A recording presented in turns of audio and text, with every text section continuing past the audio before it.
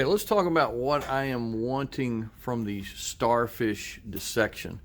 I want you to cut down the length of one of the arms on the top, come back, get a large part of the central disc, well, all of the central disc basically, with the madreporite plate.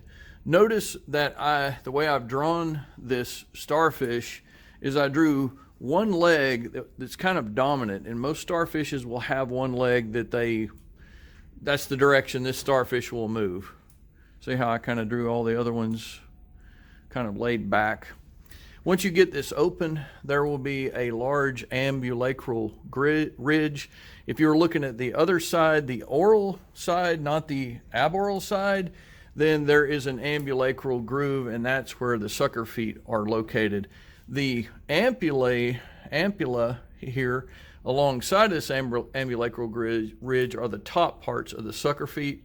The gonads will also lie in this area, and I also have a hypothesis, we'll see if it holds true, that if the starfish arm is very swollen right through this region, that you'll have some very authoritative gonads.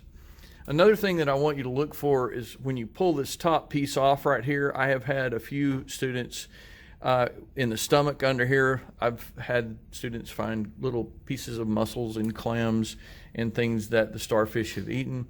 On the other side of the starfish is the mouth, which is extrusable. It's like a long tube. It can use the arms to pry open its prey, and then since the entire arm is almost completely filled with digestive glands, it's a digestive machine. So basically it injects the digestive enzymes inside of its prey and then sucks it out with this little mouth, this extrusable, extendable sucker mouth on the oral side.